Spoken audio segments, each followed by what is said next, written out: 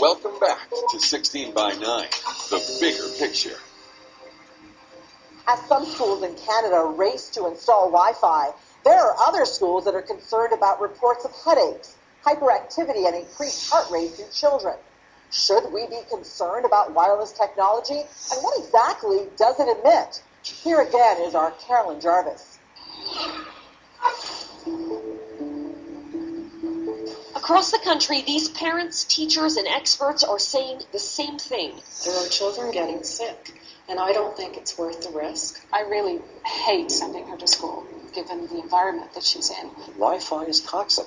It's a different form of toxicity, but it's toxic to our bodies. He would often complain of heart palpitations or chest pains. I'd start getting headaches, foggy vision, and just all weirded out. To expose my kids knowingly is very frightening for me. For me as a parent, I find it incredibly frustrating and scary and sad that no one's even listening to the concerns of the parents.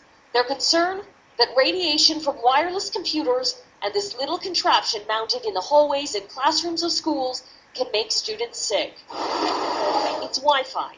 Health Canada says there's no risk from the radiation it emits. That's just simply not true. That's simply not true.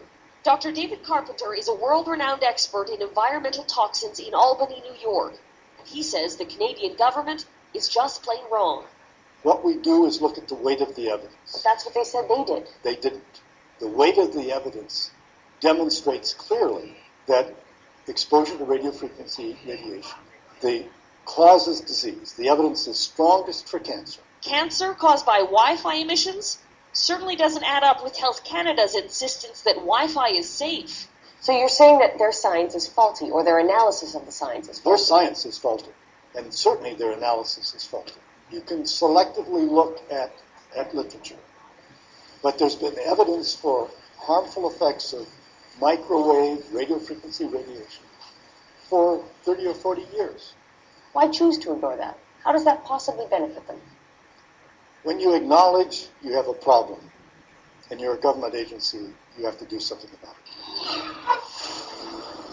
Canada's government might not be doing anything about concerns, but in France, the town of Hérouville, St. Clair is.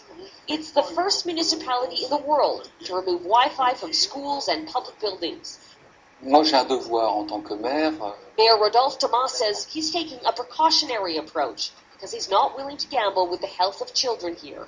So this town that 10 years ago went wireless ahead of everyone else became in April of 2009 the first to shut it down.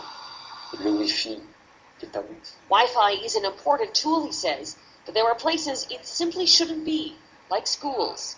So now all but 2 schools here are Wi-Fi free, and the town plans to strip Wi-Fi from all its public buildings by the end of the year. But Hérouville St. Clair isn't returning to the dark ages. In fact, it's once again on the cutting edge of technology. It's installed a state-of-the-art fiber optic system that's faster, more stable, and according to the people here, safer. Etienne Sandrier leads an awareness group against wireless technologies. People could see that there were victims, that it was not that innocuous, that some people really suffered from this.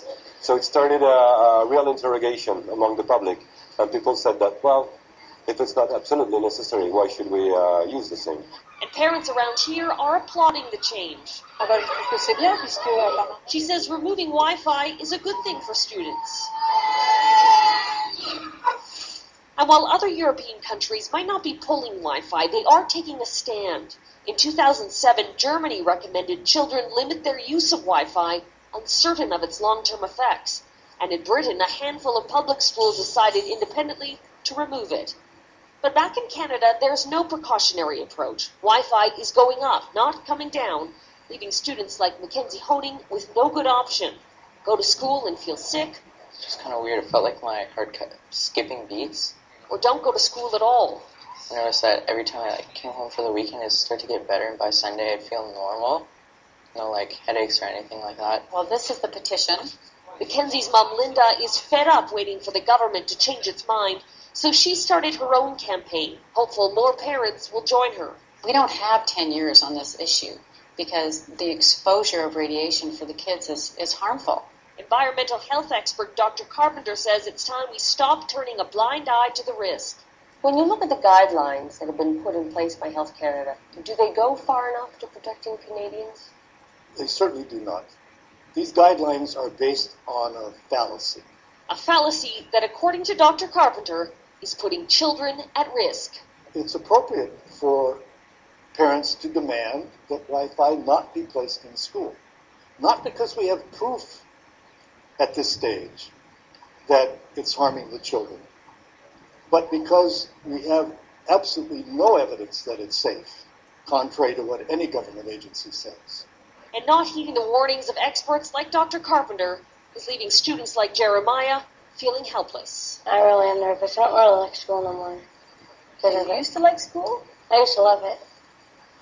I'd get mad if I missed a day. Dr. Carpenter warns there may be many missed days or worse for students like Jeremiah if change doesn't come soon.